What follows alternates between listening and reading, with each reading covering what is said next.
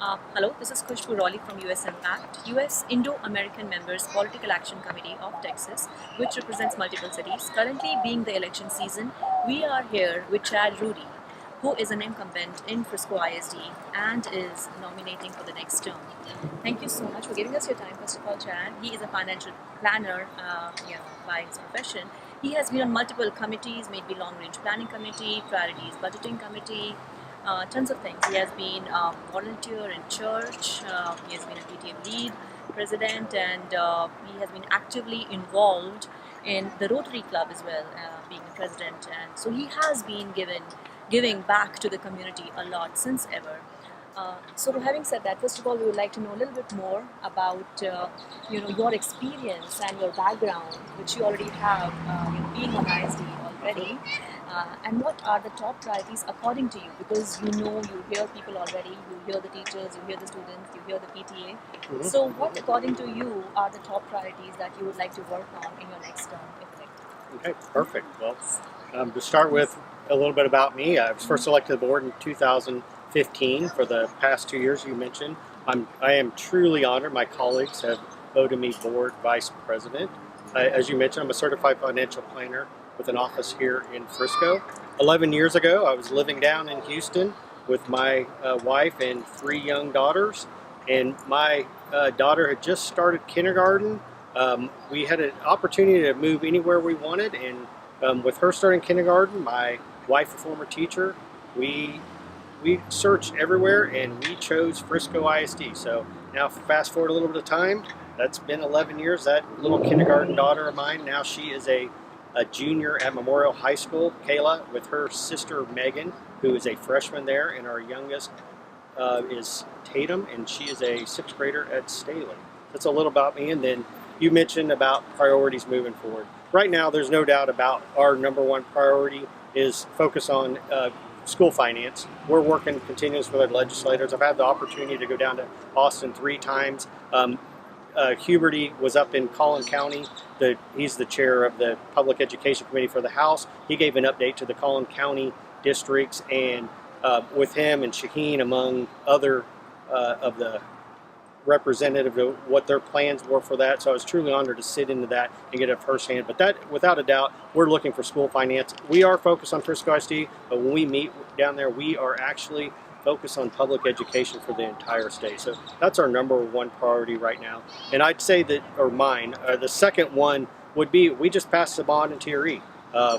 We made a lot of promise to the community. It's probably the biggest reason that I ran initially. I served on the 2014 bond committee. It was a priority of mine to increase bond oversight. I'm proud that my colleagues supported that as well, and we established a bond oversight committee, which then, as soon as we had a transition in our leadership, I went with Dr. Waldrop and looking for ways to expand that. The bond oversight is actually looking a little bit, what are we doing evaluating the current debt service, but wanting to look forward. What could we be doing? What's build out look like, and answering some of those things. So I'm so pleased that Dr. Waldrop brought to us a long range planning committee with more of a strategic outlook, and that's really what we've been focused on for the last 2 years. What brought us the recent bond and TRE package. So That is great. Like you have been involved in Young Entrepreneurs Academy, YEA, and programs like such. Having said that, what are your thoughts on making the kids of Frisco future ready in terms of their entrepreneurial skills, in terms of being well-rounded kids, and providing more such opportunities to them? Well, absolutely. That is a big initiative we've had over the last year, the Future Ready Learner. We're trying to identify jobs for these kids that they don't even exist yet. So that was another, just like the Long Range Planning Committee. It's a focus, a collaborative partnership with not just the parents, but the entire community. Same thing with our Future Ready Learning to identify the skills that they feel are important, and it's being innovative, it's being able to communicate, among many other things. So absolutely support that. Frisco has been bringing good programs like Incubator EDU, which actually, it's good for all the high school kids in terms of getting scholarships. You have been involved with the Frisco Education Foundation. Yes. As well. So all these basically programs enhance, the help kids in their future and guiding them So that is great initiative already. But thanks for telling that maybe your focus will be more on those lines as well. What are your thoughts on the special needs kids, and if something can be done on those lines? Since there's a bill specifically talked about in Austin, which provides a good amount of money to be spent on And those lines. that kind of feeds into the same thing we're just basically saying about future ready learning. We have a strong initiative just happened to us to expand our special education program. We're evaluating at every level. We just hired a new special education director. We're kind of letting her get her feet under her a little bit. It's only been about 2 months, but I know she's hitting the ground running, and that is without a doubt a priority.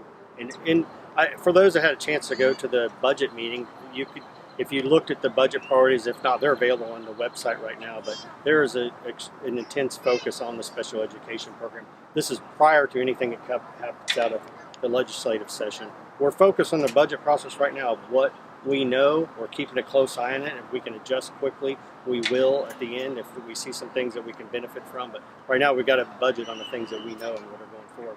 We are already focused on special education. So on those lines, your thoughts on House Bill 3? House Bill 3, I kind of shared a little bit about that, but that is a priority. It is very beneficial to Frisco ISD. And in my understanding, I'm not aware of any school district in the state that is not benefiting from that. It eliminated some of our initial concern, the cost of education index, which we were being judged on what Frisco ISD did not look like this in 1991. So that's what our cost of education, it eliminated that. It provides significantly more funding for us in the classroom. The biggest cut the most significant parts to me, it is actually going to lower tax rate. This is something we've been fighting for a long time. As people are paying more in taxes, we're not actually getting more in the classroom. This is actually shifting that, going to lower local taxpayer dollars and give us more from the state. And the biggest area with really early numbers is what it will cut in recapture for us. It will significantly reduce the impact of recapture on the local taxpayer and probably add somewhere between $30 and $35 million to our budget. But we struggle with budgeting on this because there's still a lot of reconciliation. I think this bill is changing by the hour, so we keep an eye on that. But yeah, that is much talked about, Bill. I guess something needs to be done regarding that formula which you allow pitching, so I think zoning or the way it is categorized. Frisco has grown ahead of its time in a less number of years, so definitely that needs to be considered and things needs to be done so that this recapture amount can be fixed and residents can have. Your thoughts on like TRE, which got passed last year, and it reduced overall tax with few cents and shift between M&O buckets that we had and INS buckets. And we have people moving in every day, around 300 new people moving to Frisco. Yeah. So what are your thoughts on incorporating all those families? And most of them have kids. Yeah. And now that we have that bond money, how is the future to be? Because there are some schools, for example, there's one on El Dorado which was not utilized, and there are some other schools which are overutilized, and the population is a little too much. And a couple of them lie on the belt of 121, which is Plano, but Frisco ISD. They just have one middle school and 3 elementary. But there are zones like these. So any thoughts on those lines, how to balance this huge influx of people who we definitely expect because it's growing and everybody, this is a favorite destination for especially families with kids. So your thoughts on that? So for the last 5 years, we've been growing about 3,000 kids a year. That's 15,000 students. And the projections from Wednesday have us closer going forward the next 5 years, about 1,700 kids. And everyone looks at that. That is a significant drop. And it is, but it's still 1,700 kids, which is a full middle school and a full elementary school each year. So that's not small, but it's something that at least it's something we're able to more easily manage. Well, the board has been very diligent in making sure we're making effective use of the schools that we have. We do not want to have empty schools, which then causes further strain because we have to make tough decisions on rezoning. We want to utilize this taxpayer money in the space that we currently have. But with that, we do have capacity with a recent bond and still some bond funds from the last to expand campus. We definitely will have to be building some new campus. So we got to continue to evaluate that.